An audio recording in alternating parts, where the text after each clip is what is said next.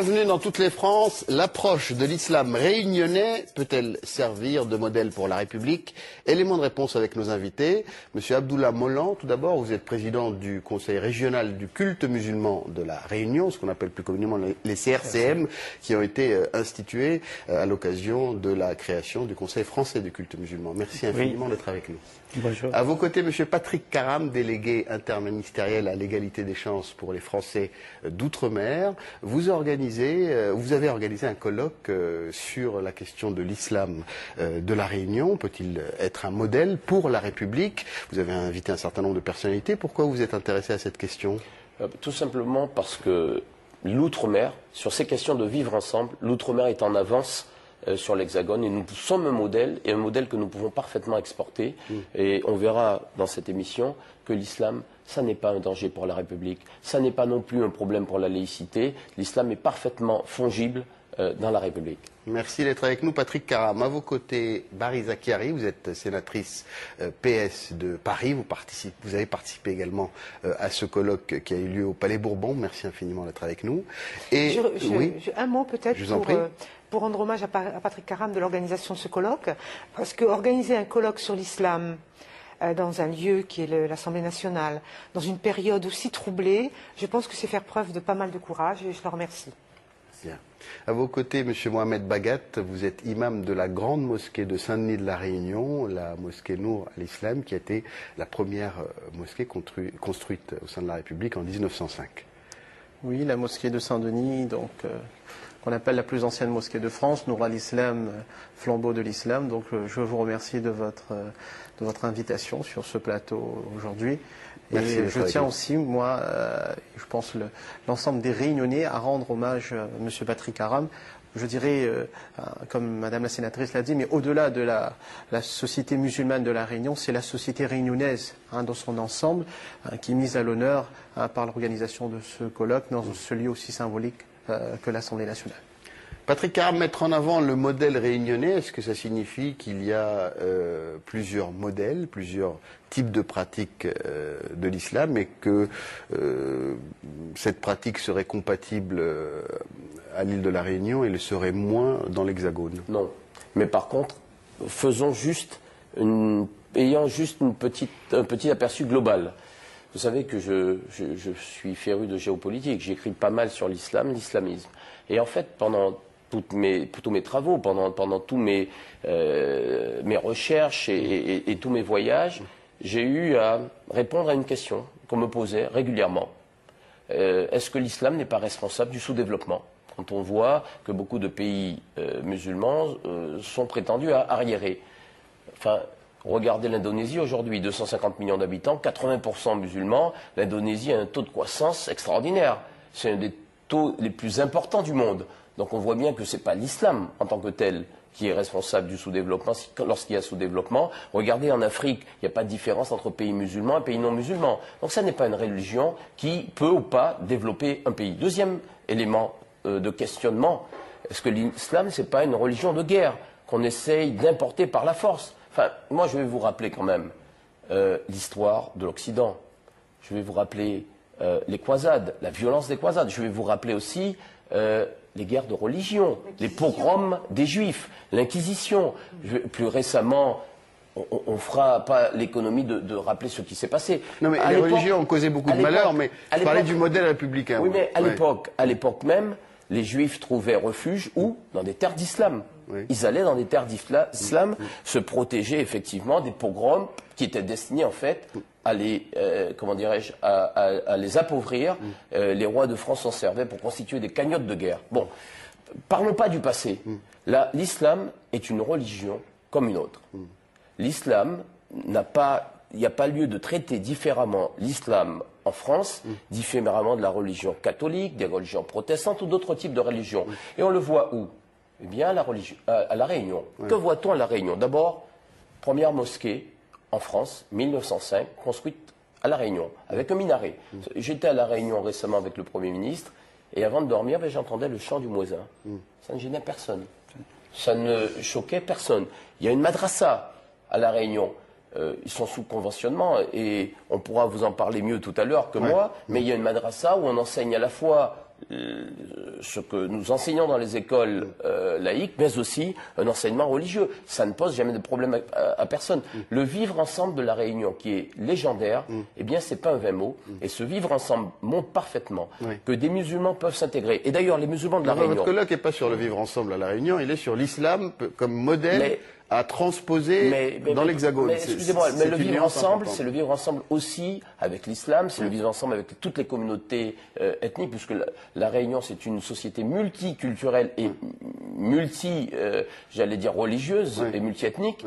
Eh bien, l'islam fait partie de ces composantes qui ont structuré la société réunionnaise. À tel point que la présidente du Conseil général aujourd'hui de la Réunion, et c'est la seule femme à l'être en forte musulmane, Nassima Dindar est musulmane. À tel point que les cadres politiques de beaucoup de partis politiques sont d'origine musulmane. À tel point que le secteur administratif... De confession. Ils sont de confession, pardon, de confession musulmane. Et l'économie. L'économie, le commerce, eh bien, vous avez des musulmans qui occupent des postes extrêmement importants, qui font vivre l'économie réunionnaise. Donc l'islam à La Réunion, c'est une réussite. Bien. Barry Zakari, le fait de transposer un modèle qui est celui de l'île de la Réunion dans l'Hexagone, est-ce que c'est possible? Est-ce que c'est pertinent? Est-ce que ça ne veut pas dire aussi qu'il y a un problème dans l'Hexagone? Alors, quand on parle du modèle réunionnais comme un modèle réussi du vivre ensemble, à partir du moment où c'est exemplaire, il y a toujours des choses à prendre d'un modèle exemplaire, d'un modèle positif. Donc, je pense que nous avons des choses à apprendre. Et je pense que nos concitoyens ici ne connaissent pas l'islam de la Réunion, ne connaissent pas la Réunion, de ce point de vue-là. Donc, c'est une très bonne chose d'en parler et de leur montrer. Et s'il y a des choses positives, ce dont je suis sûre, pour en avoir souvent entendu parler, de cette coexistence pacifique à la Réunion entre les différentes ethnies, entre les différentes religions, effectivement, ça peut être un modèle pour nous ici en France. Ça veut dire aussi, ça veut dire que la coexistence n'est pas idéale. Elle n'est pas idéale. On le voit tous les jours. Regardez le débat sur l'identité nationale, regardez le débat sur la burqa, regardez le débat sur les minarets. D'ailleurs, moi je dis souvent en plaisantant, on devrait attaquer les Suisses en justice parce qu'ils ont eu l'outrecuidance de mettre ce débat sur les minarets alors que normalement ça devrait être un débat franco-français. Et donc je me demande, moi je vais jusqu'à me poser la question, quel va être le débat suivant? On a tout eu. Les musulmans de France ont eu droit à tout. Et quand on vit la difficulté sociale, les discriminations, la ghettoisation, les difficultés de la vie. Et quand on est musulman en France, c'est très compliqué en ce moment. Très compliqué. Et je dois dire, pour rajouter une chose sur ce qu'a dit M. Patrick Karam sur les pays musulmans, c'est pas l'islam qui pourrait être en cause en matière de sous-développement, c'est beaucoup la manière de gérer les pays, c'est la démocratie. Plus les dirigeants, c'est clair. L'absence de démocratie, le plus souvent, qui fait que il y a des retards, des reculs dans ces pays-là. D'accord. Alors on va mieux connaître cet islam réunionnais avec M. Molland et M. Bagat. Oui, monsieur Molland. Moi, je dirais qu'il n'y a pas, c'est pas un islam de la Réunion, mais c'est un islam tout court, puisque c'est un modèle vécu par les musulmans de la Réunion depuis plus de 100 ans maintenant. Donc c'est un islam qu'on retrouve dans un certain nombre de pays. On parle de l'Inde, la plupart des musulmans réunionnais sont originaires de l'Inde. L'Inde, c'est la plus grande démocratie avec 200 millions de musulmans sur 1 milliard d'habitants. Et où l'islam est très minoritaire, mais a su se développer, a su vivre en harmonie. C'est vrai qu'il y a aussi des problèmes avec les extrémismes des deux bords. Mais l'islam en Inde a su se développer, a su s'intégrer. Les musulmans de l'Inde se sont pris en main. C'est exactement la même chose que les Réunionnais ont fait. Ils se sont pris en main dès leur arrivée. Ils sont arrivés dans les années 1880. Les musulmans à la Réunion sont une minorité. Les musulmans à la Réunion représentent 7-8%. C'est une minorité, mais une minorité peut-être visible du fait de leur réussite sociale. Alors visible positivement, parce que vous savez que ce terme n'est pas toujours positif dans l'Hexagone. Positivement, et les musulmans réunionnais ont toujours su se débrouiller, donc se prendre en main au travers de l'éducation, au travers de la mise en place d'institutions, et ils ont développé un savoir-vivre, un vivre ensemble qu'on retrouve nulle part ailleurs. C'est la véritable réussite. Et vous pensez qu'il peut devenir un exemple pour l'Hexagone? Il peut servir d'exemple. Je veux dire que là où ce qu'on Alors avec les différences historiques de communautés, vous dites que par exemple vous êtes d'origine indienne, le nombre de musulmans d'origine indienne dans l'Hexagone, je n'ai pas les chiffres exacts, mais je pense que c'est une centaine de la familles, majorité. 200 familles. Oui. Mais quand je dis on est musulmans indiens, mais on n'est pas la seule composante. Oui, il y a ça. aussi une grande partie de la population musulmane qui est originaire des archipels de Comores, donc qui représentent à peu près la moitié des musulmans. Oui. Vous avez une minorité chiite qui existe, donc, et puis depuis maintenant une dizaine, quinzaine d'années, donc on a Des aussi, origines qui sont en lien avec l'aire géographique dans laquelle vous vivez on a d'ailleurs. aussi des personnes d'origine maghrébine qui sont venues pour travailler ou qui s'installent au fur et à mesure. Donc c'est une composante un peu diversifiée. Mais ce qui est différent, c'est que c'est cette prise en main de l'islam par les musulmans. C'est vrai que dans les pays du Moyen-Orient, du Maghreb, ils ont eu l'habitude que c'est une religion étatique. Donc c'est l'État qui ça, alors que dans les pays minoritaires indiens, Indonésie, c'est les musulmans eux-mêmes qui se sont pris en main. Bien. Mohamed Bagat. Moi, ce que je voudrais dire, c'est que l'islam de la Réunion, parler de l'islam de la Réunion, comme le disait M. Molland, c'est l'islam. Et là où ça peut être une matière de réflexion, c'est dans la manière dans laquelle les musulmans de la Réunion se sont structurés. En premier lieu, lorsque ces musulmans sont arrivés, les premiers, lorsqu'ils arrivent à la fin des années 1800, immédiatement, ils vont reproduire le modèle qui existe en Inde. Et ce modèle est essentiel. Ce n'est pas, et la question qui va se poser, ce n'est pas que est-ce qu'en France, on a une communauté maghrébine, d'Afrique du Nord ou indienne. Non, c'est ce modèle qui a permis de donner l'image de l'islam véritable. Vous avez parlé à juste titre de transposition. Je parle de transposition. Oui. Et le modèle qui doit servir en France métropolitaine, j'en avais parlé en 2005 avec M. Godard, qui était responsable du culte du ministère de l'Intérieur. À l'époque, on avait discuté énormément de cela. C'est que ils n'avaient pas beaucoup de moyens, ces musulmans. Ils arrivaient, certains ils étaient artisans, ouvriers, ils se sont lancés dans le commerce. Pourtant, dès 1897, ils font la demande d'édification d'une mosquée. En 6 mois, le gouverneur de l'époque, qui s'appelle Beauchamp, il va accéder à leur demande. Pourtant, il leur faudra 8 ans pour arriver à donner vie à cette mosquée. Un fait singulier, c'est que ces musulmans, puisqu'ils n'ont pas de moyens, ils vont acheter un terrain dans une rue qui est quasi déserte à Saint-Denis à l'époque. Ça s'appelle la rue du Grand Chemin. Ce n'était pas l'artère principale. Cette rue du Grand Chemin est aujourd'hui appelée rue du Maréchal Leclerc. C'est devenu la rue principale, la rue commerciale de Saint-Denis, le chef-lieu de l'île de la Réunion. Lorsque j'arrive de métropole à la Réunion, ça surprend toujours, sur l'ensemble du littoral réunionnais, eh bien, les mosquées sont toujours dans les centres-villes. C'est autour des mosquées eh bien, qu'est donnée l'activité commerciale principale de la Réunion. Qu'est-ce qu'ils ont fait? Non seulement ils ont construit des mosquées, mais aussi ils ont tout de suite pensé à créer des médersas, des écoles coraniques. Lorsque, à 10 000 kilomètres, je regarde ce qui se passe dans les médias, on me montre des enfants, on caricature ces enfants qui vont à la médersa, on voit des enfants en train de lire le Coran, qui se balancent, et en disant, attention, ce sont les futurs terroristes, ce sont des rigoristes, c'est eux les dangers pour la République, ces enfants qui vont aller dans ces écoles, dans ces médersas. Alors que M. Karam, M. Molland soulignait tout à l'heure justement la parfaite intégration sociale et économique des musulmans, ce qu'on appelle les Arabes à la Réunion, eh bien, ils sont tous passés dans ces écoles coraniques. Ils sont tous passés. Et qu'est-ce qu'on leur apprend? De l'âge de 5 ans jusqu'à l'âge de 18 ans, ils ont un cursus qui est parallèle avec le système laïque, où ils vont apprendre qu'est-ce que c'est qu'être musulman. C'est quoi le Coran? J'entends parler de tout et de n'importe quoi sur les plateaux télé en disant que le prophète Mohammed a dit dans le Coran. C'est pas le prophète Mohammed qui parle dans le Coran, c'est Dieu qui parle dans le Coran. L'islam, ce serait seulement le Coran. C'est quoi les bases de l'islam? C'est le Coran, c'est la sunna, c'est le consensus des imams, c'est le raisonnement analogique. Et ces enfants musulmans, ils vont connaître le Coran. Je termine, mais ils vont aussi apprendre non seulement leur religion, mais aussi à apprendre l'autre.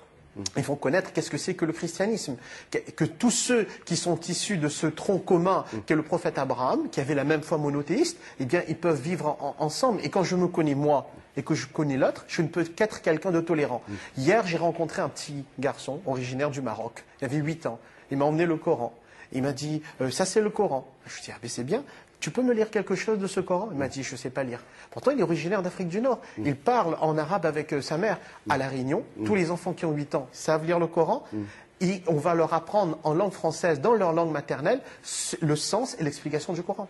Vous avez complètement raison. La question est l'éducation. La question est l'éducation, et on voit bien que les musulmans de France, le plus souvent, ne connaissent pas leur religion. Quand je dis, moi, par exemple, que l'islam n'est pas en rupture avec le judaïsme et le christianisme, et qu'il en est le continuum, même quand je le dis à des musulmans, on me dit quoi, comment, et il faut expliquer. Alors que ce n'est pas mon rôle d'expliquer. Et donc, la question de l'apprentissage de la langue arabe, qui se fait dans des lieux qui ne sont pas compatibles parfois avec notre République, est à repenser. L'enseignement de la langue arabe qui est une langue extraordinaire, merveilleuse, universelle, devrait être enseignée dans les lycées, dans les écoles, et prise en charge comme une langue, comme l'anglais, etc. Alors, ça, c'est extrêmement important. Avoir un accès direct au texte à travers la langue, pour cet enfant, c'est quelque chose d'extrêmement important. Parce que sinon, on peut lui raconter n'importe quoi. Oui. Effectivement, le prophète a dit, alors que dans le Coran, non, ce n'est pas le prophète qui a dit dans le Coran. Il y a des erreurs comme ça, grossières, de base, qu'on ne pourrait pas faire si on avait un accès direct au texte à travers la langue. Si je peux juste rebondir sur ce que Mme Kari vient de dire, c'est que l'islam, ce n'est pas seulement l'enseignement de la langue arabe. C'est là qu'on se trompe souvent. C'est que on peut très bien enseigner l'islam en langue française. On peut surtout être musulman sans connaître l'arabe.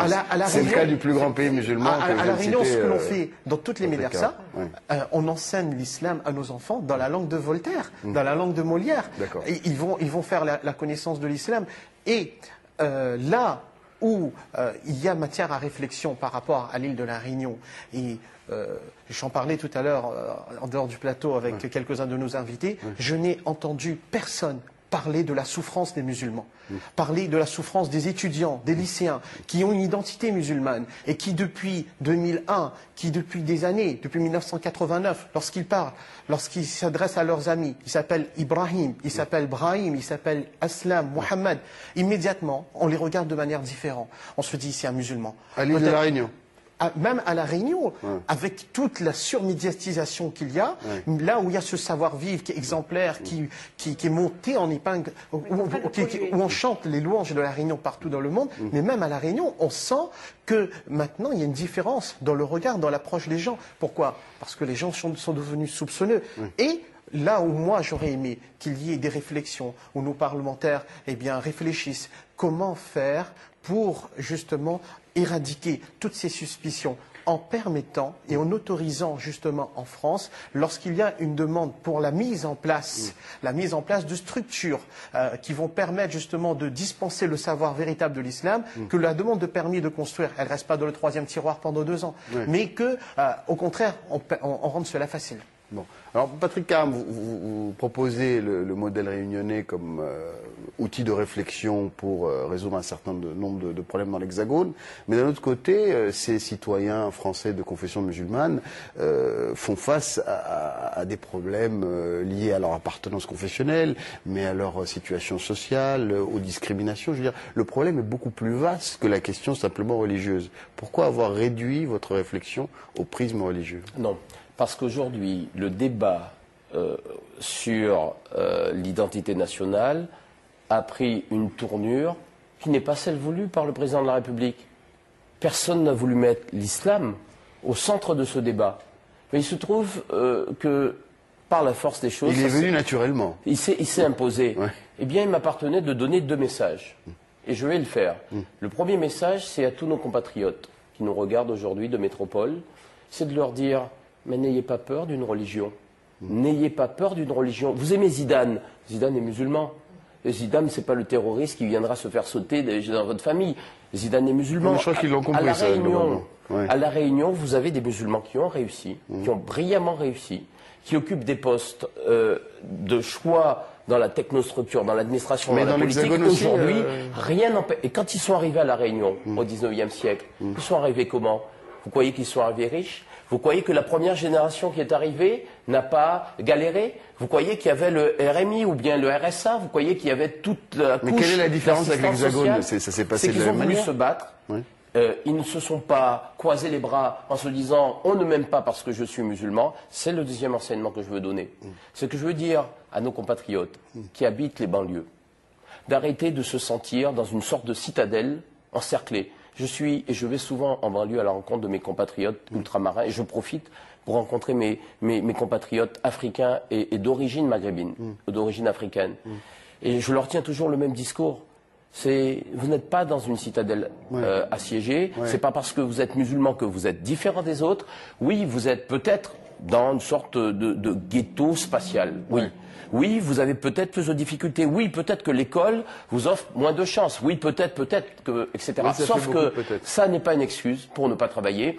Ça n'est pas une excuse pour ne pas réussir. Mais c'est la question que vous posez. On n'est pas dans le religieux, là. Votre échec, votre échec ne peut être que personnel. Ne vous réfugiez pas derrière votre religion pour expliquer tous vos échecs personnels. C'est ce que je veux dire aujourd'hui.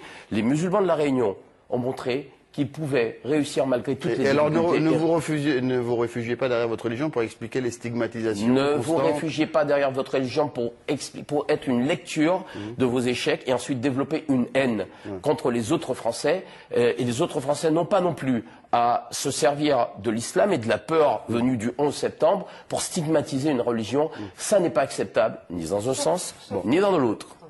Monsieur Bolland, aujourd'hui, c'est vrai qu'il y a une peur de l'islam, une peur de l'islam qui est engendrée par les événements politiques, géopolitiques des autres pays. Donc, on fait l'amalgame rapide islam, musulman, terroriste, tout ça. Je vais dire que c'est en ça qu'on veut montrer que l'islam, les Réunionnais, l'islam qui est pratiqué à la Réunion, c'est pas un islam de peur, c'est pas un islam, c'est un islam de vécu pacifique. Il y a le débat sur l'identité nationale, c'est aujourd'hui, on ramène... Monsieur Mohamed Bagat, l'imam de la mosquée de Saint-Denis de la Réunion, vient de dire que malgré cette pratique très pacifiée des religions à la Réunion, il y a quand même un regard qui peut être perçu comme stigmatisant en lien. Un regard qui évolue, dans le sens négatif. Qui évolue par rapport à toute l'action. Quand même, ça n'est pas non plus majoritaire. C'est pas le fait majoritaire de la Réunion. Mais toute cette répercussion médiatique aujourd'hui, il n'y a plus de barrière de l'information. Il y a une mondialisation de l'information, donc tout se sait, ça. Donc aujourd'hui. Est-ce qu'il y a quelque chose qui a changé Mais aujourd'hui, nous, en tant que responsable, en tant que président de mosquée, depuis 2001, on est obligé de se justifier. Par rapport à quoi? Par rapport à tous ces événements, par rapport à tous ces faits et gestes qui ne vous concernent pas directement, mais que vous devez expliquer. On est obligé d'expliquer ça. On a ouvert nos mosquées, ça fait depuis 2001, on a ouvert pour le centenaire, on ouvre régulièrement pour des visites auprès des lycéens et tout ça, donc avec des imams qui assurent la fonction de guide, mais ils sont amenés à répondre à des questions et tout ça. Donc c'est cette justification qui est un petit peu nous sommes constamment sollicités. Dès que le film 2012 est sorti, à La Réunion, les journalistes m'ont demandé quelle est la position de l'islam sur 2012. Il faut rappeler que c'est un film qui annonce la fin de... Sur chaque point. Alors, qu'est-ce que les musulmans vont dire? Qu'est-ce que le Coran va dire? Et j'ai dit toutes les religions parlent de la question de la fin du monde. Nous accueillons régulièrement des personnes à la mosquée. Vous savez que la mosquée de Saint-Denis travaille en partenariat avec des établissements scolaires en Allemagne, à Karlsruhe et à Munich, qui ont choisi de travailler avec l'île de la Réunion, principalement la mosquée de Saint-Denis, pour donner un modèle aux jeunes étudiants allemands et ceux qui sont d'origine turque pour faciliter les rapports entre eux. C'est-à-dire que c'est un modèle, quand même, l'île de la Réunion, mais c'est un modèle sur lequel on ne doit pas s'endormir en se disant que voilà, on est des modèles et c'est réussi. Non, il faut continuer à se battre pour ce savoir-vivre. Lorsque j'ai pris l'avion pour venir justement pour ce colloque, c'était un vol Air France. Et, merci pour la pub. Alors, ça fera plaisir à Patrick Caram. Alors, lorsque j'entre, j'ai vu des gens blêmir en me voyant habillé comme cela, en se disant mais chérie, est-ce qu'on va arriver à destination? C'est un barbu, c'est un musulman qui voyage avec nous. Mais c'est caricatural, mais ça reflète aujourd'hui le climat dans lequel nous vivons. Il y a 2 semaines, une dame de métropole rentre à la mosquée de Saint-Denis, elle me dit, vous savez monsieur, moi j'ai peur de l'islam et des musulmans. Et en ressortant de la mosquée, elle me dit, mais j'avais jamais entendu des explications pareilles sur l'islam. Croyez-moi, je vais retransmettre ce message en métropole. Et la plus belle victoire pour nous, c'est quoi? C'est justement ce cela, lorsque quelqu'un rentre avec des préjugés dans une mosquée, et elle y ressort en étant conforté et apaisé. Et c'est cela notre travail, et c'est cela le travail que le modèle, l'effort que nous devons de mettre en place en France métropolitaine. On parlait de compatibilité avec la République. En 1897, en 1897, c'est au moment de la demande de construction de la mosquée. Qu'est-ce qu'ils disaient les musulmans? Je cite, fidèle observateur de la loi du prophète et respectueux des lois du pays, au nom de Dieu, du Dieu clément. Donc, au nom du Dieu clément, c'est l'ensemble des dieux, et c'est pas seulement le Dieu, puisqu'il s'adresse au gouverneur. Donc, c'est le Dieu unique, et fidèle, respectueux des lois du pays. Donc, déjà en 1897, on s'intégrait déjà dans le système. D'accord. Oui, je pense que vous avez raison, c'est la méconnaissance de l'islam. Il y a le grand poète soufi Ibn Arabi qui disait la phrase suivante, les hommes sont les ennemis de ce qu'ils ignorent. Et c'est exactement ça, c'est la méconnaissance de l'islam qui fait qu'il y a une peur de l'islam qui est aggravée par le fait que les médias surenchérissent sur cette question. Quand il y a un événement, quand il y a un acte de délinquance, de petite délinquance, qui ne concerne, et les musulmans sont concernés par 0,0 quelque chose % la même chose que l'ensemble de nos concitoyens en termes de statistiques, c'est on pointe ça du doigt, on met un prisme, on met la lumière sur cet événement. D'accord. Alors, Barry Zacharie, sur la démarche, on dit, voilà, il y a un modèle réunionnais, il pourrait être pris comme exemple dans l'Hexagone, mais en même temps, il y a beaucoup de différences historiques, géographiques, de composantes. Qu'est-ce qui pose problème en France en lien avec cette religion aujourd'hui, selon vous? Ce qui pose problème, c'est que la France, il y a quelque chose de particulier. D'abord, il y a la question de la laïcité. La question de la laïcité, moi je pense que donc on ne devrait même pas se poser la question de l'appartenance religieuse. Là. On ne devrait pas se poser, c'est la matrice qui surplombe nos identités plurielles. Et on devrait être heureux dans cette maison commune. Donc il y a cette question, il y a par moments, on a le sentiment que certains gestes, certains faits percutent la notion de laïcité. Donc il faut remettre les choses au clair. La France est un pays laïque, et parce qu'elle a cette spécificité laïque, ce n'est pas pareil que dans les autres pays d'Europe. Et il y a le fait que nous sommes en permanence les otages d'une période électorale. Ça, c'est un élément, que ce soit la droite ou la gauche. Là, donc les politiques ont une lourde responsabilité aussi. Alors, les politiques ont une responsabilité grave, ont une véritable responsabilité. Et là, on atteint des sommets. Avec le débat sur la burqa, on atteint des sommets. Et je pense que les politiques devraient être un peu plus raisonnables et arrêter d'utiliser l'immigration, l'insécurité, l'islam, la République, la laïcité en période préélectorale. Et c'est ça qui alimente, au-delà de septembre 2001, au-delà de la chute du mur de Berlin, qui a fait que, avant, les Occidentaux avaient un ennemi qui était clairement identifié, c'était le péril rouge. Après la chute du mur de Berlin, il fallait un ennemi de substitution. C'est devenu le péril vert. Et ça a été alimenté par les néoconservateurs américains. Je ne dis pas que du côté des musulmans, il n'y ait pas de problème. Il y en a.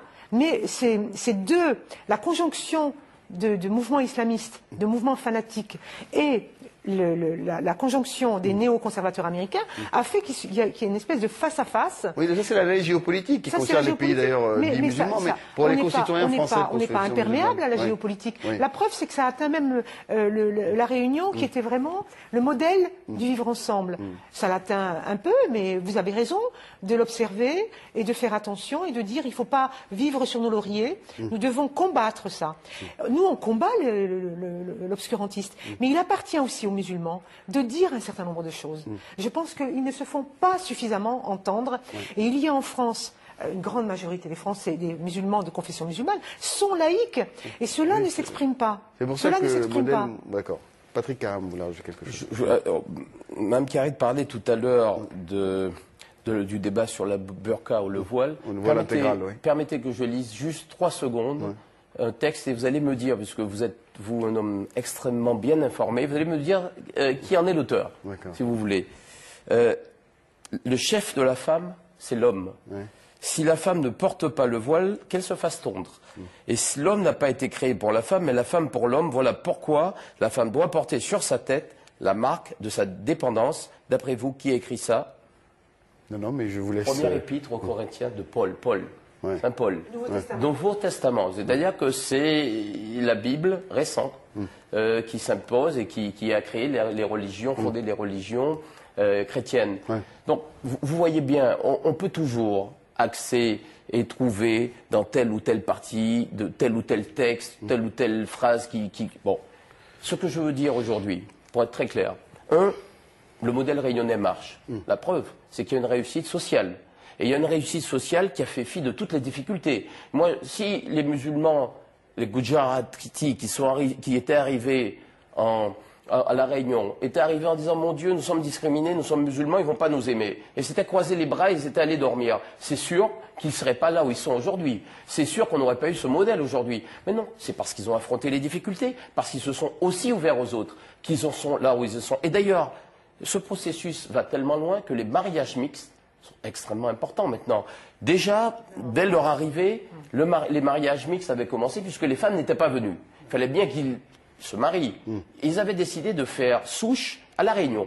La preuve, c'est que très rapidement, ils ont demandé la construction de la mosquée. Ça veut dire quoi? Ils acceptaient les droits et les devoirs de tous les citoyens français et en même temps, ils gardaient leur identité. Mais c'est ça le modèle réunionnais. C'est-à-dire qu'il y a ce mélange entre l'acceptation de la République totale et là-dessus, sans aucun compromis, et puis cette question identitaire, mais la question identitaire se pose aussi pour les Antillais. Nous avons notre identité, on accepte tout de la République, et nous aimons la France, mais nous avons aussi une identité spécifique, une identité régionale qui fait partie de l'identité française, et cette identité-là, eh bien, c'est un modèle, parce qu'aujourd'hui, dans l'Hexagone, au moment où on s'interroge, est-ce que l'islam est, oui ou non, une religion qui a droit de citer, moi je dis une chose, rien ne serait pire que de laisser l'enseignement religieux se faire dans des caves. Rien ne serait pire que de laisser des gens dont on ne connaît pas les origines venir avec des visas de touristes, enseigner sans qu'il y ait de contrôle. À La Réunion, tout est ouvert. Il n'y a pas de mosquée cachée. Il n'y a pas d'islam parallèle. Tout est ouvert. Et dernier point, regardez qui porte la burqa aujourd'hui. Beaucoup de convertis.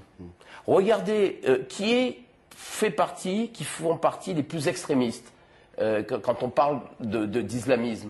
C'est souvent des néophytes, c'est-à-dire des gens qui ne connaissent pas réellement l'islam et qui s'approprient en fait des apparences de la religion.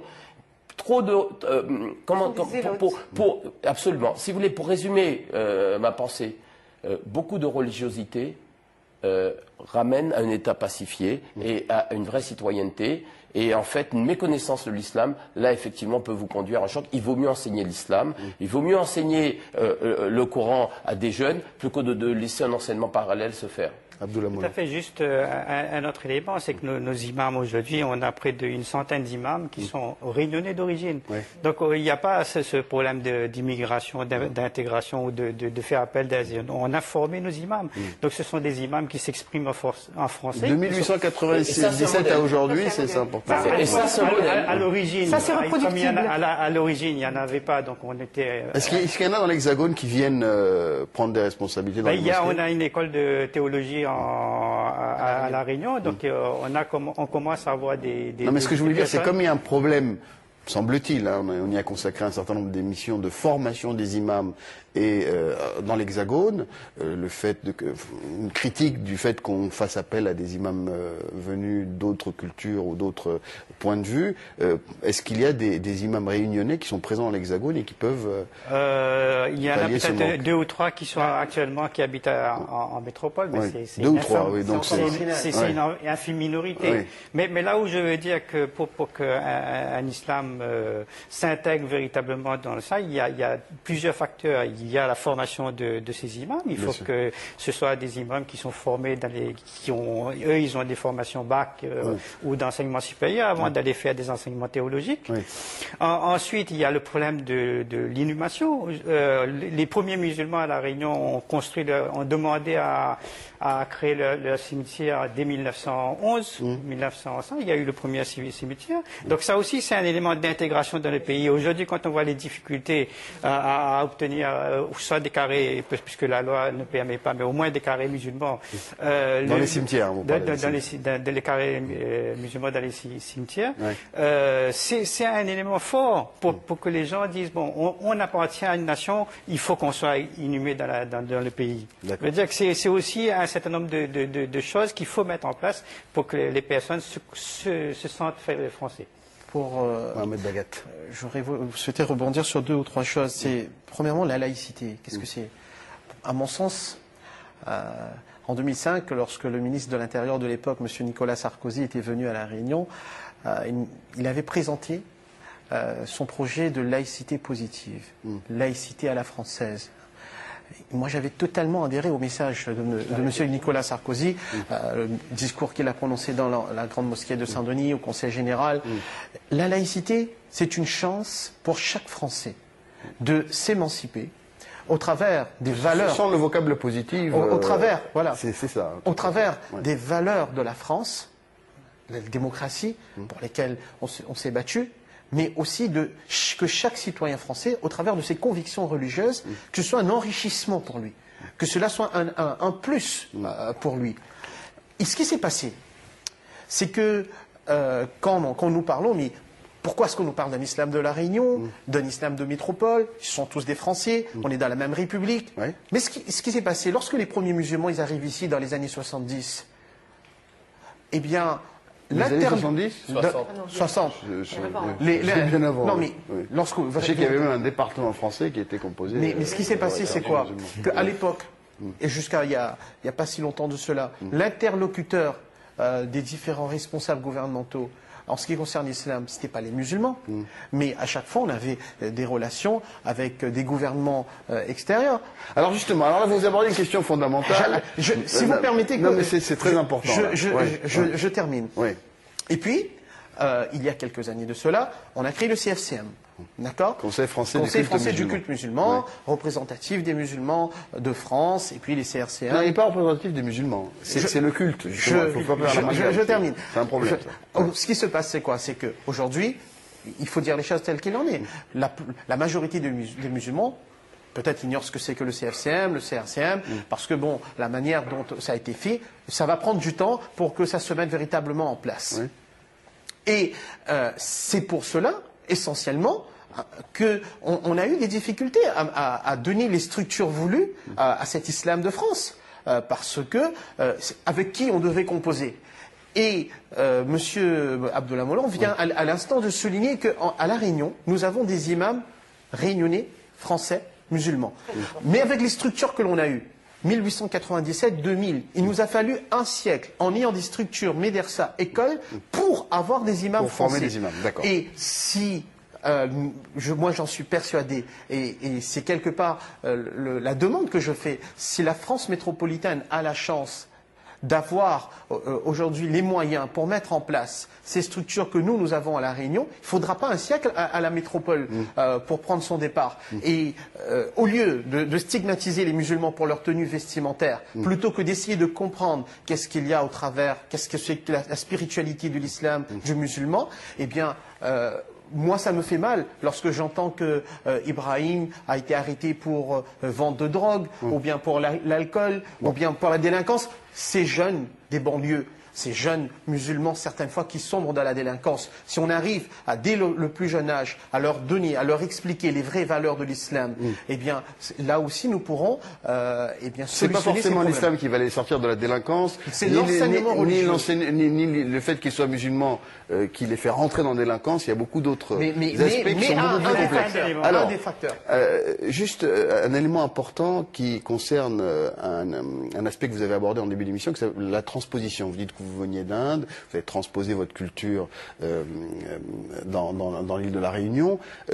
Aujourd'hui, vous êtes membre du Conseil régional du culte musulman, qui fait partie du Conseil français du culte musulman. Le problème, la critique qui est adressée à ce Conseil, c'est que justement ceux qui composent ce Conseil, je dirais pas ce SL parce qu'il n'y a pas de femmes, mais ceux qui composent ce Conseil français du culte musulman sont justement issus de formations, de cultures qui ne sont pas forcément adaptés, ils ont reçu des formations à l'étranger, sont souvent en lien avec des gouvernements étrangers. Alors comment voulez-vous que dans ce cadre on puisse s'inscrire dans un islam de France, pour reprendre une terminologie un peu schématique? J'ai participé à la mise en place du Conseil français du culte musulman, puisque la grande mosquée de Saint-Denis de la Réunion est un membre fondateur. Oui. C'est vrai, il y a eu un certain nombre de difficultés. Il y a des difficultés. Donc le CFCM est naissant. Oui. Donc il fallait des interlocuteurs, donc on a pris un petit peu... Ça fait 6 ans là quand même déjà. Ça fait 6 ans. Ouais. Malheureusement, bon, il y a le poids des pays, il y a le poids des origines, il y a le poids ça. Mais je pense qu'il faut laisser autant. Donc il faut laisser un petit peu une seconde génération prendre en main. Je pense que l'important, le CFCM existe. Il peut parler pour le culte musulman, donc on a un interlocuteur, et il faut lui donner le temps de voir monter, immerger d'autres personnes. Je pense que bon, ça ne se fera pas en quelques années. Il faut que le CFCM se rende crédible. Et la crédibilité va passer par une refonte de son système électoral, de son système. Il y a un certain nombre de choses. Bon, il a été conçu peut-être un peu trop rapidement, mais je veux dire qu'au moins il a le mérite d'exister. Il a le mérite d'exister, donc il faut lui donner le temps de s'organiser. Barry Zakari. Oui, je partage l'opinion de Abdallah Mollane. Effectivement, c'est une structure qui est très récente. Et je pense que le pouvoir au sein du CFCM sera pris par des générations nées en France, laïques, de culture républicaine, démocrate et républicaine. Formées en France, au même titre que ceux qui sont formés. Voilà, absolument. Ça, je pense qu'il faut laisser du temps. Oui. Et que le véritable enjeu, je crois que ça a été souligné tout à l'heure par M. Karam et par nos invités, c'est effectivement d'être français, citoyen français, républicain, et de rester en fidélité avec la tradition qui nous a portés. C'est ça l'enjeu, qu'il y ait un équilibre, un véritable équilibre entre notre appartenance au pays d'accueil, sincère, honnête, républicaine, et en même temps l'importance de rester en fidélité avec la tradition qui nous a portés, parce que c'est une colonne vertébrale, ça nous construit.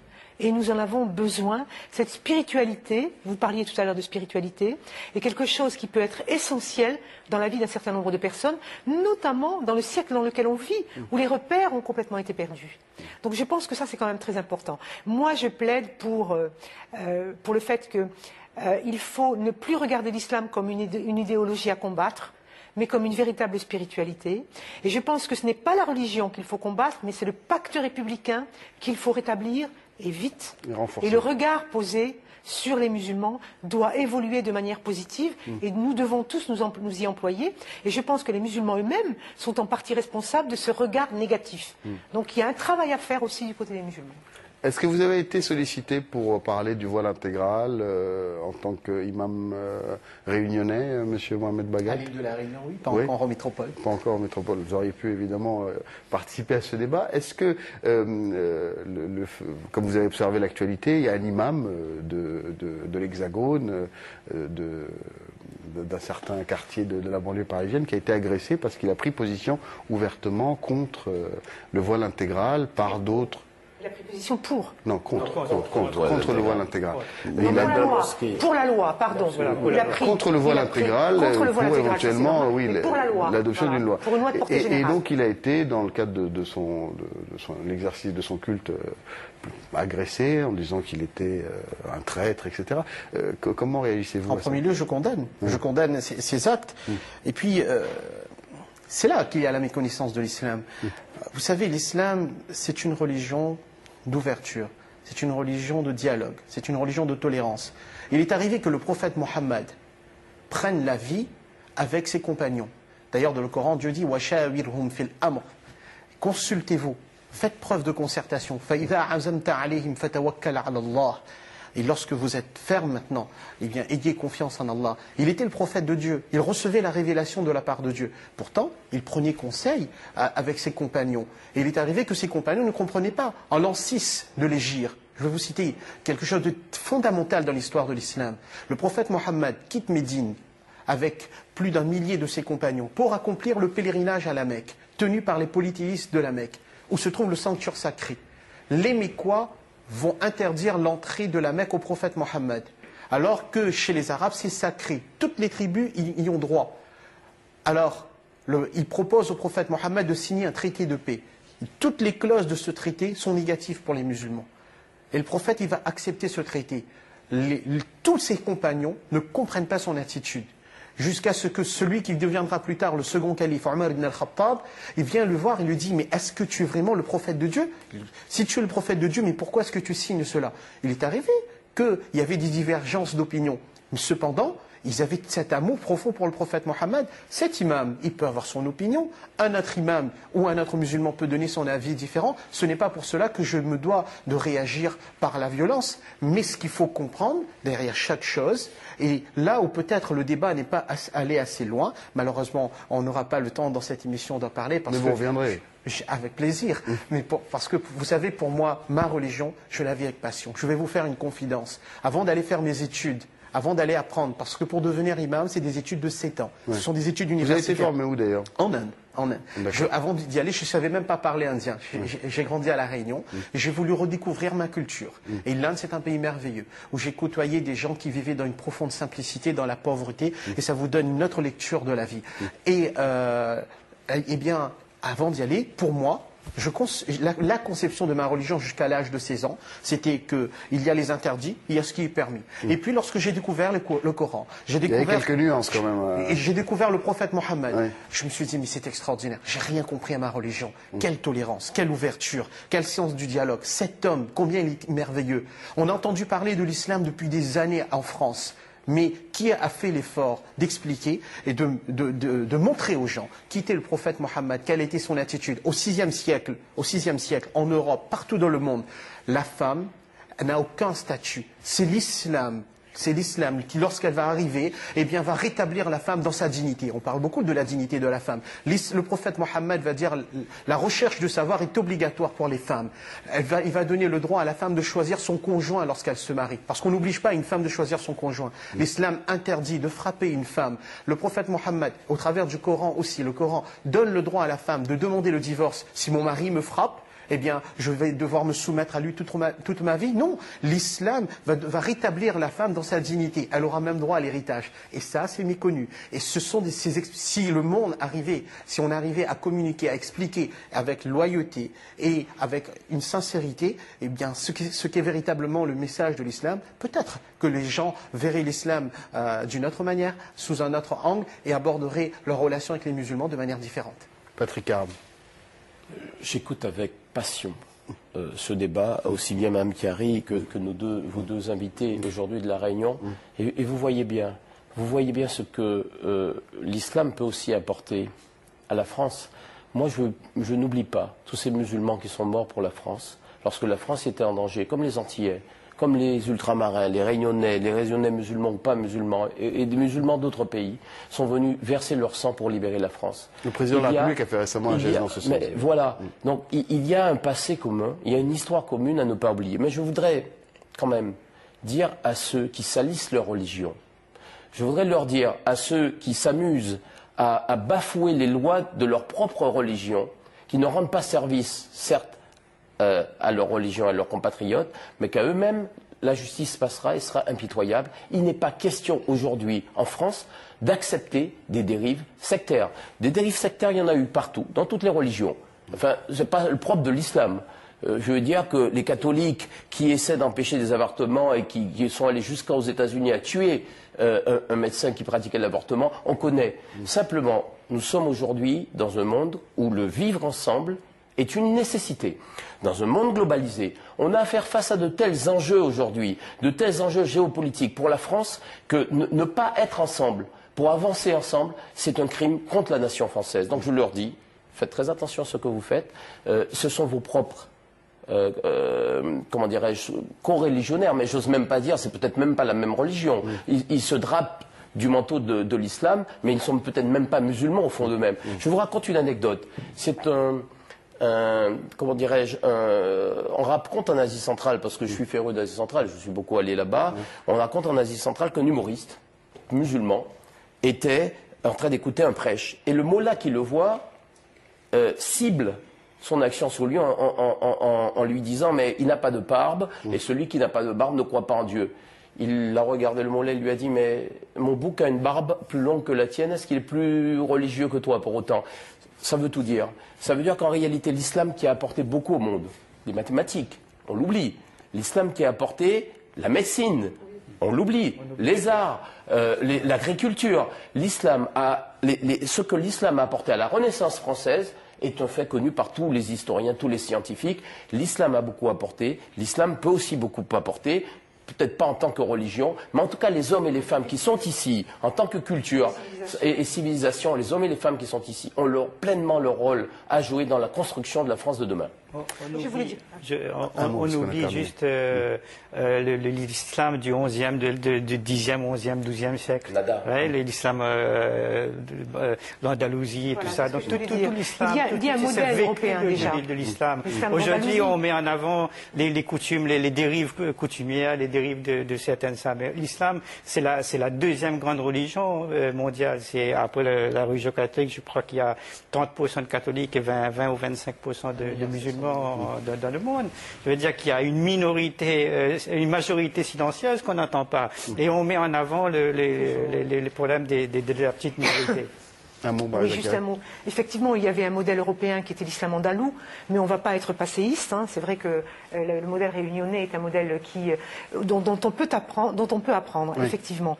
Mais ce que je voulais dire, c'est qu'aujourd'hui, la question de l'islam est perçue, la perception de l'islam. Il appartient aux musulmans eux-mêmes. Je pense qu'il appartient, maintenant j'en ai la conviction, qu'il appartient aux musulmans eux-mêmes, effectivement, de se prendre en main et de parler, de dire. Il faut que la peur les quitte. Les véritables musulmans, il faut que la peur les quitte et qu'ils s'expriment. Les gens qui ont réussi, et il y en a beaucoup en France, des modèles positifs d'identification. Malheureusement, on ne leur donne pas souvent la parole. Malheureusement, il n'y a pas souvent d'émissions comme celle-ci. Vous savez, il y a eu un film qui a été tourné sur les musulmans de France. C'est parallèle au film qui a été fait sur les Juifs de France depuis 1900 à nos jours. Eh bien, un exemple, ce film a été présenté sur France 2 à 3 h du matin. Merci, on va s'arrêter là. Merci infiniment pour votre présence et bon séjour dans l'Hexagone, notamment à l'occasion de ce colloque. Merci Monsieur Molland, merci à Patrick Karam, merci Barry Zakiari, merci Mohamed Bagat. Au revoir, merci. Demain, un autre Toutes les France. Au revoir.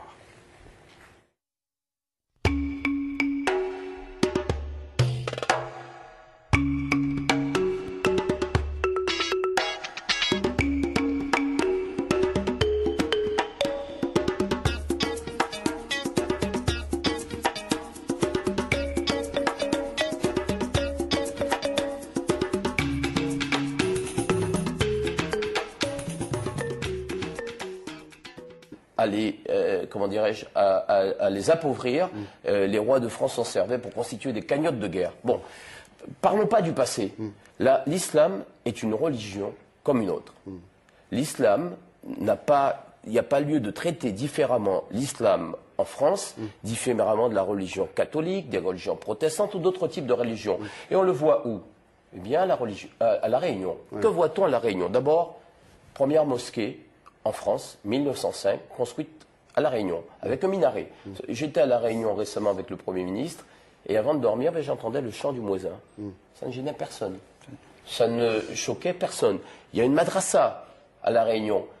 Ils sont sous conventionnement, et on pourra vous en parler mieux tout à l'heure que moi, mais il y a une madrasa où on enseigne à la fois ce que nous enseignons dans les écoles laïques, mais aussi un enseignement religieux. Ça ne pose jamais de problème à personne. Le vivre ensemble de La Réunion, qui est légendaire, eh bien, c'est pas un vain mot. Et ce vivre ensemble montre parfaitement que des musulmans peuvent s'intégrer. Et d'ailleurs, les musulmans de La Réunion... Votre colloque n'est pas sur le vivre ensemble à La Réunion, il est sur l'islam comme modèle à transposer dans l'Hexagone. Excusez-moi, mais le vivre ensemble, c'est le vivre ensemble aussi avec l'islam, c'est le vivre ensemble avec toutes les communautés ethniques, puisque la Réunion, c'est une société multiculturelle et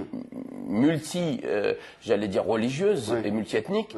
Eh bien, l'islam fait partie de ces composantes qui ont structuré la société réunionnaise. À tel point que la présidente du Conseil général aujourd'hui de la Réunion, et c'est la seule femme à l'être en France musulmane, Nassima Dindar est musulmane.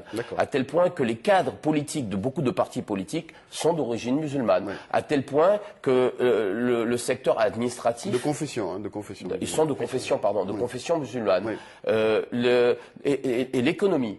l'économie, le commerce, eh bien, vous avez des musulmans qui occupent des postes extrêmement importants, qui font vivre l'économie réunionnaise. Donc l'islam à La Réunion, c'est une réussite. Bien. Barry Zakiari, le fait de transposer un modèle qui est celui de l'île de la Réunion dans l'Hexagone, est-ce que c'est possible? Est-ce que c'est pertinent? Est-ce que ça ne veut pas dire aussi qu'il y a un problème dans l'Hexagone?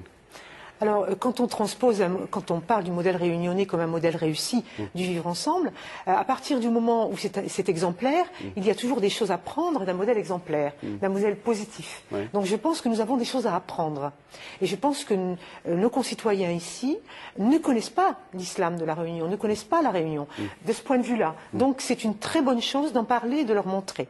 Et s'il y a des choses positives, ce dont je suis sûre, pour en avoir souvent entendu parler, de cette coexistence pacifique à la Réunion entre les différentes ethnies, entre les différentes religions, effectivement, ça peut être un modèle pour nous ici en France.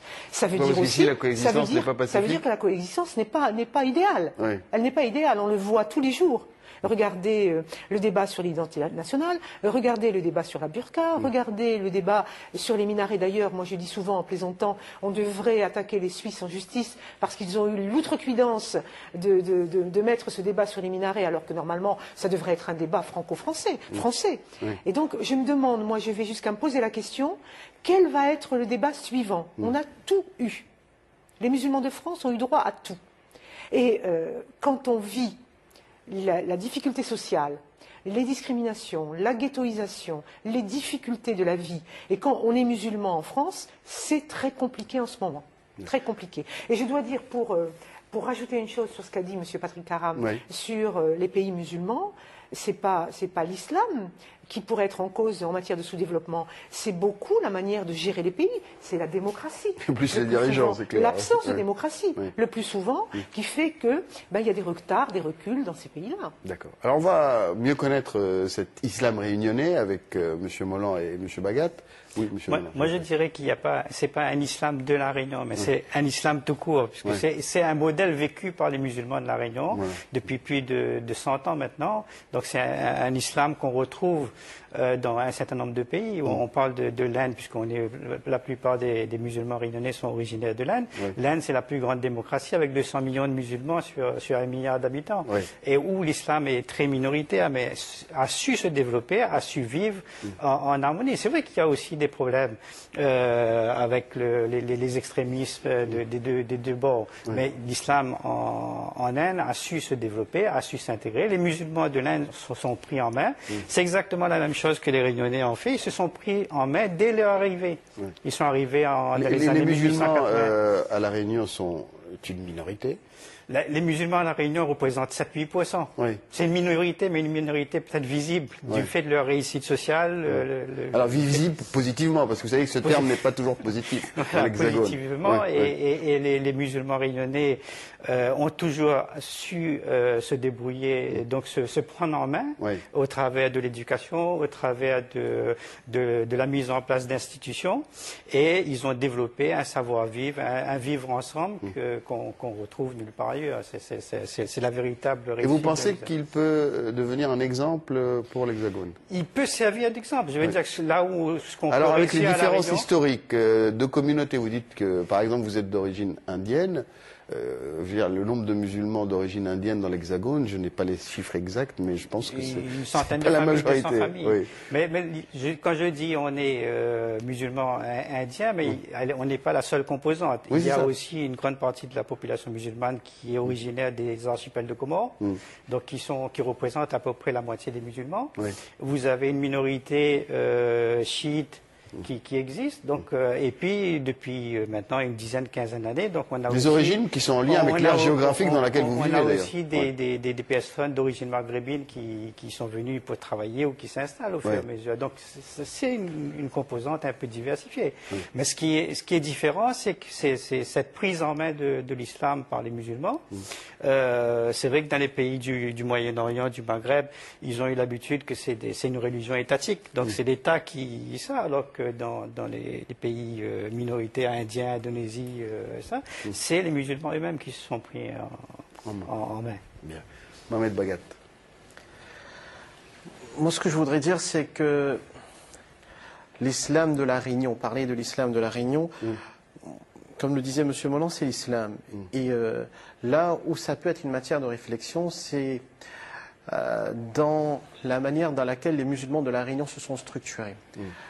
En premier lieu, lorsque ces musulmans sont arrivés, les premiers, lorsqu'ils arrivent à la fin des années 1800, immédiatement ils vont reproduire le modèle qui existe en Inde. Et ce modèle est essentiel. Ce n'est pas, et la question qui va se poser, ce n'est pas que est-ce qu'en France on a une communauté maghrébine, d'Afrique du Nord ou indienne. Non, c'est ce modèle qui a permis de donner l'image de l'islam véritable. Vous avez parlé à juste titre de transposition. Je parle de transposition. Oui.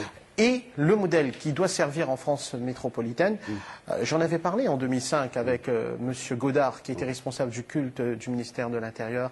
À l'époque, on avait discuté énormément de cela.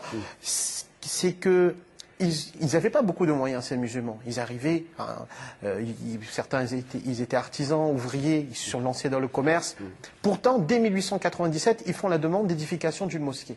En 6 mois, le gouverneur de l'époque, qui s'appelle Beauchamp, il va accéder à leur demande. Pourtant, il leur faudra 8 ans pour arriver à donner vie à cette mosquée.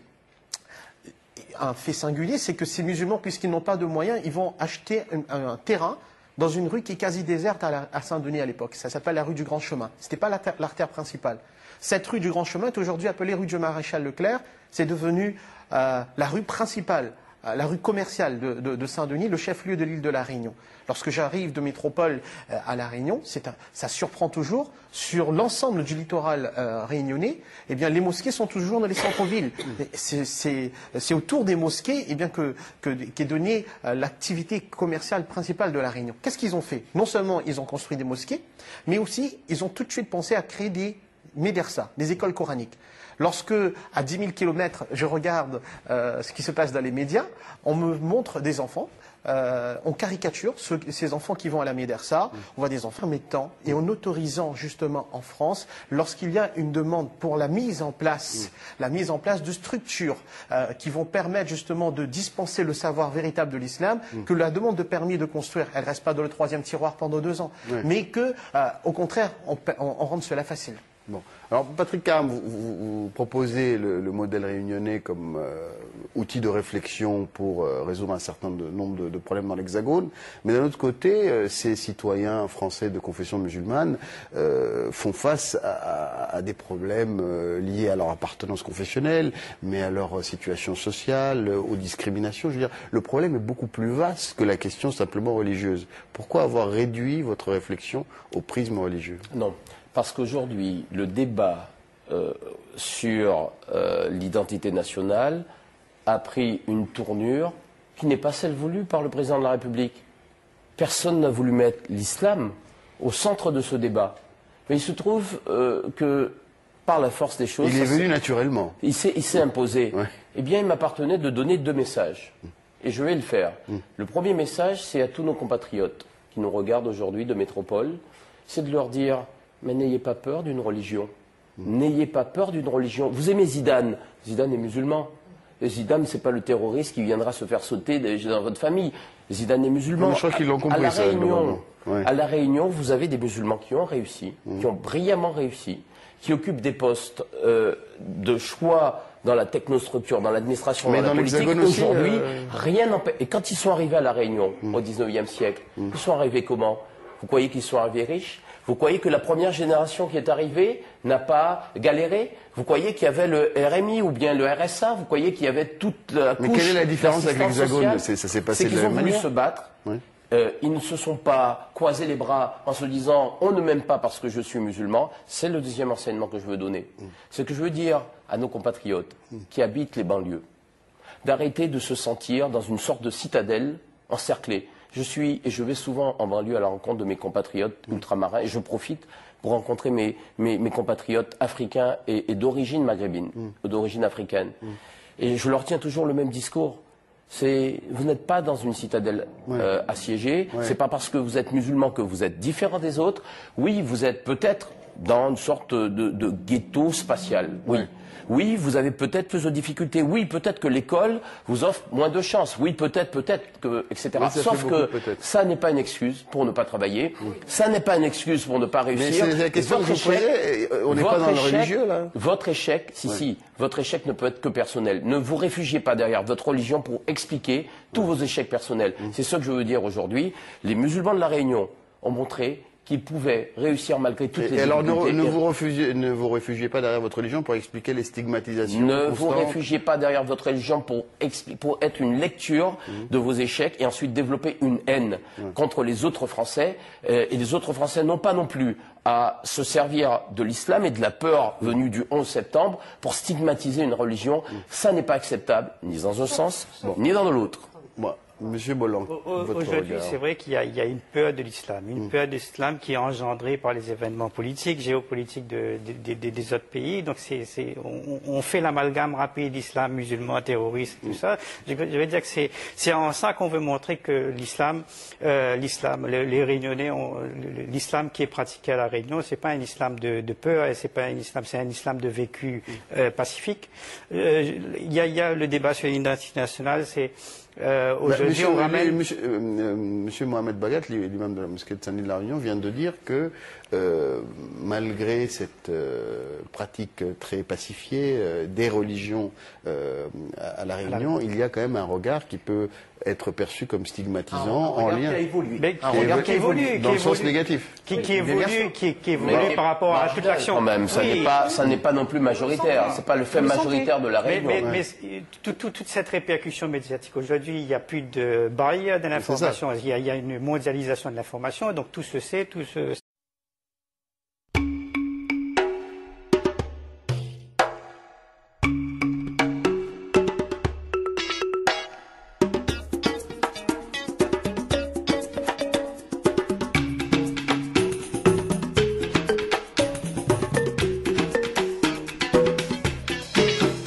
Bienvenue dans toutes les France. L'approche de l'islam réunionnais peut-elle servir de modèle pour la République? Élément de réponse avec nos invités. Monsieur Abdullah Mollan, tout d'abord, vous êtes président du Conseil régional du culte musulman de la Réunion, ce qu'on appelle plus communément les CRCM, qui ont été institués à l'occasion de la création du Conseil français du culte musulman. Merci infiniment d'être avec nous. Bonjour. À vos côtés, Monsieur Patrick Karam, délégué interministériel à l'égalité des chances pour les Français d'outre-mer. Vous avez organisé un colloque sur la question de l'islam de la Réunion. Peut-il être un modèle pour la République? Vous avez invité un certain nombre de personnalités. Pourquoi vous êtes intéressé à cette question? Tout simplement parce que l'outre-mer, sur ces questions de vivre ensemble, l'outre-mer est en avance sur l'Hexagone et nous sommes un modèle et un modèle que nous pouvons parfaitement exporter et on verra dans cette émission que l'islam, ça n'est pas un danger pour la République, ça n'est pas non plus un problème pour la laïcité, l'islam est parfaitement fongible dans la République. Merci d'être avec nous, Patrick Karam. À vos côtés, Barry Zakiari, vous êtes sénatrice PS de Paris, vous avez participé également à ce colloque qui a eu lieu au Palais Bourbon. Merci infiniment d'être avec nous. Et un mot peut-être pour rendre hommage à Patrick Karam de l'organisation de ce colloque, parce qu'organiser un colloque sur l'islam dans un lieu qui est l'Assemblée nationale, dans une période aussi troublée, je pense que c'est faire preuve de pas mal de courage et je le remercie. Bien. À vos côtés, Monsieur Mohamed Bagat, vous êtes imam de la grande mosquée de Saint-Denis de la Réunion, la mosquée Nour al-Islam, qui a été la première mosquée construite au sein de la République en 1905. Oui, la mosquée de Saint-Denis, qu'on appelle la plus ancienne mosquée de France, Nour al-Islam, flambeau de l'islam. Donc je vous remercie de votre invitation sur ce plateau aujourd'hui. Et je tiens aussi, moi, je pense, l'ensemble des Réunionnais à rendre hommage à M. Patrick Karam. Je dirais, comme Madame la sénatrice l'a dit, mais au-delà de la société musulmane de la Réunion, c'est la société réunionnaise dans son ensemble qui est mise à l'honneur par l'organisation de ce colloque dans ce lieu aussi symbolique que l'Assemblée nationale. Patrick Karam, mettre en avant le modèle réunionnais, est-ce que ça signifie qu'il y a plusieurs modèles, plusieurs types de pratiques de l'islam et que cette pratique serait compatible à l'île de la Réunion et le serait moins dans l'Hexagone? Non. Mais par contre, ayant juste un petit aperçu global. Vous savez que je suis féru de géopolitique. J'écris pas mal sur l'islam, l'islamisme. Et en fait, pendant tous mes travaux, pendant tous mes recherches et tous mes voyages, j'ai eu à répondre à une question qu'on me posait régulièrement. Est-ce que l'islam n'est pas responsable du sous-développement? Quand on voit que beaucoup de pays musulmans sont prétendus à arriérer. Enfin, regardez l'Indonésie aujourd'hui, 250 millions d'habitants, 80% musulmans. L'Indonésie a un taux de croissance extraordinaire. C'est un des taux les plus importants du monde. Donc on voit bien que ce n'est pas l'islam en tant que tel qui est responsable du sous-développement lorsqu'il y a sous-développement. Regardez en Afrique, il n'y a pas de différence entre pays musulmans et pays non musulmans. Donc ça n'est pas une religion qui peut ou pas développer un pays. Deuxième élément de questionnement, est-ce que l'islam, ce n'est pas une religion de guerre qu'on essaye d'importer par la force? Enfin, moi je vais vous rappeler quand même l'histoire de l'Occident. Je vais vous rappeler les croisades, la violence des croisades. Je vais vous rappeler aussi les guerres de religion, les pogroms des Juifs, l'Inquisition. Plus récemment, on ne fera pas l'économie de rappeler ce qui s'est passé. Non, mais les religions ont causé beaucoup de malheur, mais je parlais du modèle républicain. Oui, mais à l'époque même, les Juifs trouvaient refuge où? Dans des terres d'islam. Oui. Ils allaient dans des terres d'islam se protéger effectivement des pogroms qui étaient destinés en fait... En train de lire le Coran, qui se balance, et en disant attention, ce sont les futurs terroristes, ce sont des rigoristes, c'est eux les dangers pour la République, ces enfants qui vont aller dans ces écoles, dans ces médersas. Alors que M. Karam, M. Molan soulignait tout à l'heure justement la parfaite intégration sociale et économique des musulmans, ce qu'on appelle les Arabes à La Réunion, oui. Eh bien, ils sont tous passés dans ces écoles coraniques. Oui. Ils sont tous passés. Et qu'est-ce qu'on leur apprend? De l'âge de 5 ans jusqu'à l'âge de 18 ans, ils ont un cursus qui est parallèle avec le système laïque, où ils vont apprendre qu'est-ce que c'est qu'être musulman. C'est quoi le Coran? J'entends parler de tout et de n'importe quoi sur les plateaux télé en disant que le prophète Mohammed a dit dans le Coran. C'est pas le prophète Mohammed qui parle dans le Coran, c'est Dieu qui parle dans le Coran. L'islam, ce serait seulement le Coran. C'est quoi les bases de l'islam? C'est le Coran, c'est la sunna, c'est le consensus des imams, c'est le raisonnement analogique. Et ces enfants musulmans, ils vont connaître le Coran. Je termine, mais ils vont aussi apprendre non seulement leur religion, mais aussi apprendre l'autre. Ils vont connaître qu'est-ce que c'est que le christianisme, que tous ceux qui sont issus de ce tronc commun qu'est le prophète Abraham, qui avait la même foi monothéiste, eh bien, ils peuvent vivre ensemble. Et quand je me connais moi et que je connais l'autre, je ne peux qu'être quelqu'un de tolérant. Hier, j'ai rencontré un petit garçon originaire du Maroc. Il avait 8 ans. Il m'a emmené le Coran. Il m'a dit, ça c'est le Coran. Je lui ai dit, ah ben c'est bien. Tu peux me lire quelque chose de ce Coran? Il m'a dit, je ne sais pas lire. Pourtant, il est originaire d'Afrique du Nord. Il parle en arabe avec sa mère à La Réunion. Tous les enfants qui ont 8 ans savent lire le Coran. Et on va leur apprendre en langue française, dans leur langue maternelle, le sens et l'explication du Coran. Vous avez complètement raison. La question est l'éducation. La question est l'éducation, et on voit bien que les musulmans de France, le plus souvent, ne connaissent pas leur religion. Quand je dis, moi, par exemple, que l'islam n'est pas en rupture avec le judaïsme et le christianisme, et qu'il en est le continuum, même quand je le dis à des musulmans, on me dit quoi, comment, et il faut expliquer, alors que ce n'est pas mon rôle d'expliquer. Et donc, la question de l'apprentissage de la langue arabe, qui se fait dans des lieux qui ne sont pas compatibles parfois avec notre République, est à repenser. L'enseignement de la langue arabe, qui est une langue extraordinaire, merveilleuse, universelle, devrait être enseignée dans les lycées, dans les écoles, et prise en charge comme une langue, comme l'anglais, etc. Alors, ça, c'est extrêmement important. Avoir un accès direct au texte à travers la langue, pour cet enfant, c'est quelque chose d'extrêmement important. Parce que sinon, on peut lui raconter n'importe quoi. Oui. Effectivement, le prophète a dit, alors que dans le Coran, non, ce n'est pas le prophète qui a dit dans le Coran. Il y a des erreurs comme ça, grossières, de base, qu'on ne pourrait pas faire si on avait un accès direct au texte à travers la langue. Si je peux juste rebondir sur ce que Mme Kari vient de dire, c'est que l'islam, ce n'est pas seulement l'enseignement de la langue arabe. C'est là qu'on se trompe souvent. C'est que on peut très bien enseigner l'islam en langue française. On peut surtout être musulman sans connaître l'arabe. C'est le cas du plus grand pays musulman. À La Réunion, ce que l'on fait dans toutes les médersas, on enseigne l'islam à nos enfants dans la langue de Voltaire, dans la langue de Molière. Et ils vont faire la connaissance de l'islam. Et là où il y a matière à réflexion par rapport à l'île de la Réunion. Et j'en parlais tout à l'heure en dehors du plateau avec quelques-uns de nos invités. Je n'ai entendu personne parler de la souffrance des musulmans, parler de la souffrance des étudiants, des lycéens, qui ont une identité musulmane et qui depuis 2001, qui depuis des années, depuis 1989, lorsqu'ils parlent, lorsqu'ils s'adressent à leurs amis, ils s'appellent Ibrahim, ils s'appellent Brahim, ils s'appellent Aslam, Mohammed, immédiatement, on les regarde de manière différente. On se dit, c'est un musulman. À l'île de la Réunion. Même à La Réunion, avec toute la surmédiatisation qu'il y a, là où il y a ce savoir-vivre qui est exemplaire, qui est monté en épingle, où on chante les louanges de La Réunion partout dans le monde, mais même à La Réunion, on sent que maintenant, il y a une différence dans le regard, dans l'approche des gens. Pourquoi? Parce que les gens sont devenus soupçonneux.